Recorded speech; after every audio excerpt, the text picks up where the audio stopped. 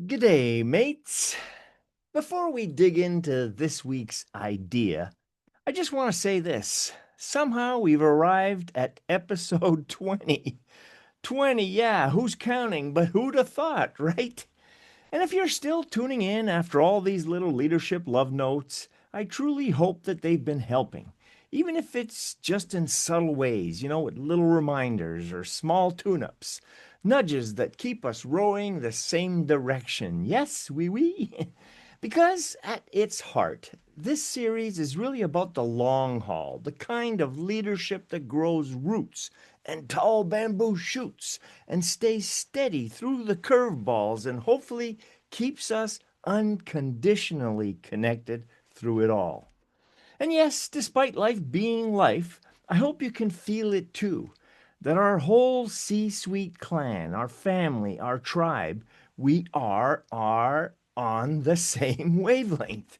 We're steady and aware and rooted and poised and calm and clear. Yes, at least most of the time. It's growth over drift, correct? You got any feedback? Is all of this worth the time? Or is it not?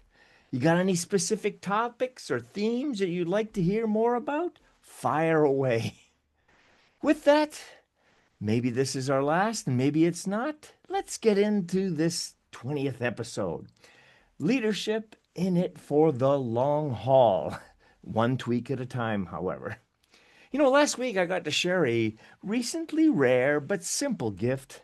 And that was just sitting with Guy. That's my son, if you don't know.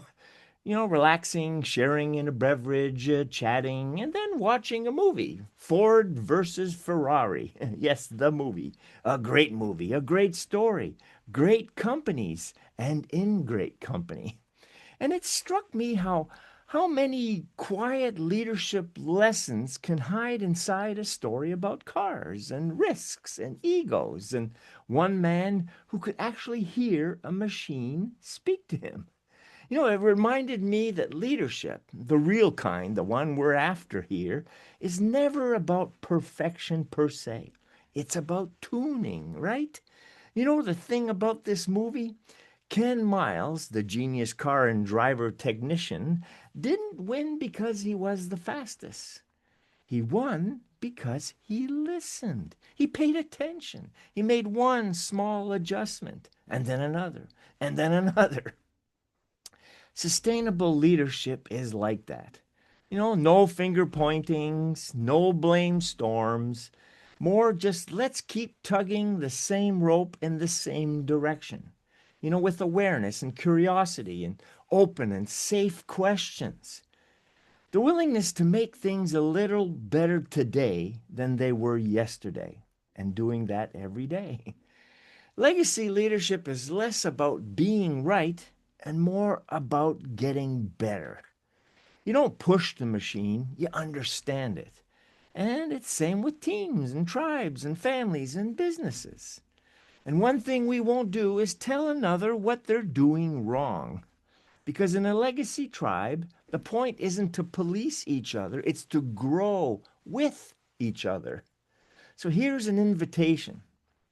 This week, let's ask ourselves, where can I tune something? Where can I soften something? Where can I communicate a little clearer? Ask one more question. Listen twice as deeply. Or collaborate more caringly and honestly and openly.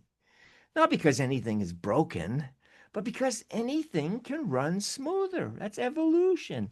And it will if we agree, if we are willing to adjust. Every great race team locks in four things. Number one, clarity, where everyone knows the direction. Communication, where nobody is guessing alone. Caring with genuine humanity, not performance. And collaboration, because no one wins without the crew. Even the best drivers need their pit crews.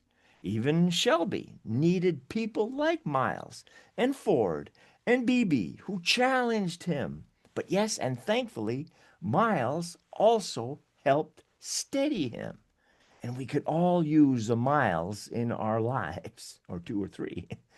The best teams don't argue about who's right or wrong. They talk about what's next, seeking solutions to improvement, innovations to evolutions.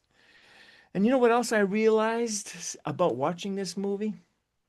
If I had a race car, I'd definitely hear it talking to me. I would.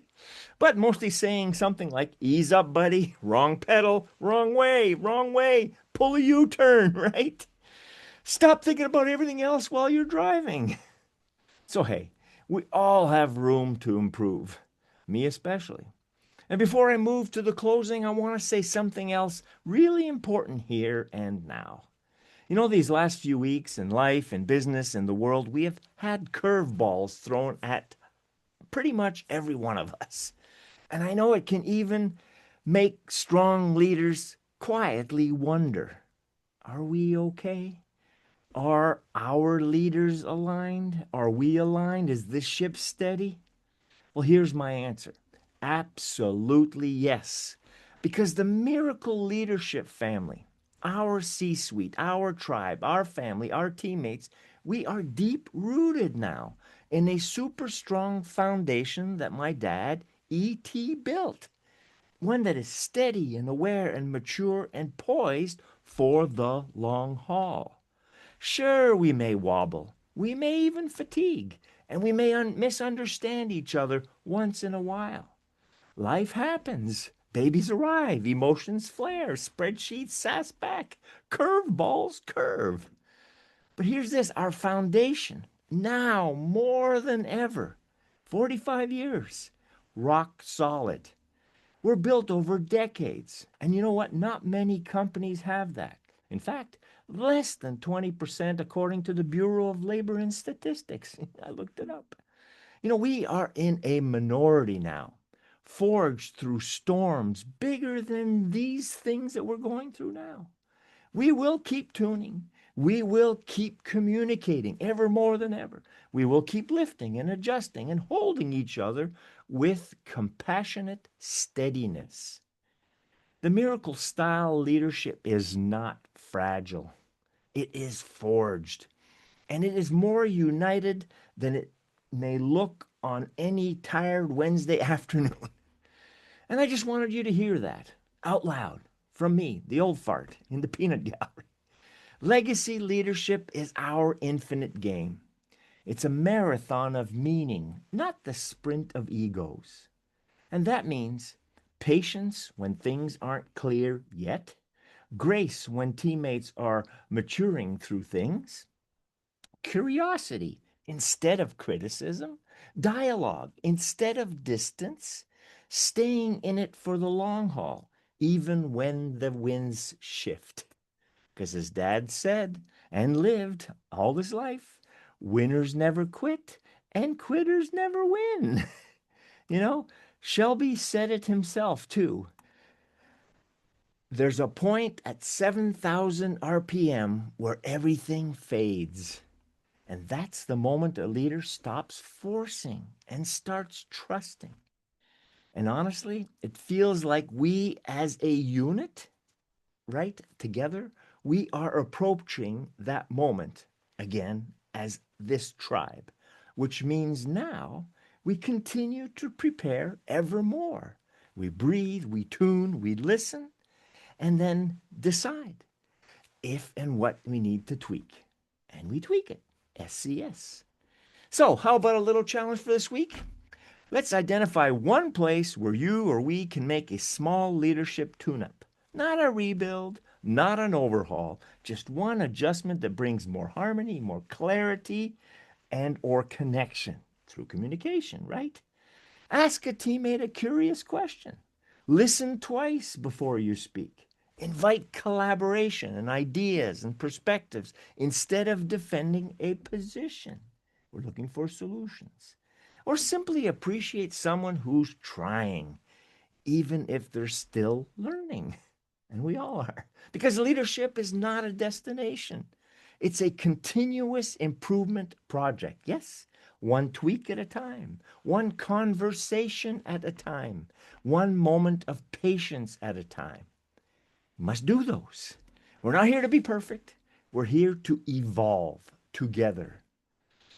And in the long race, the one that we're in, like a Le Mans, 24 hours, the real legacy is you.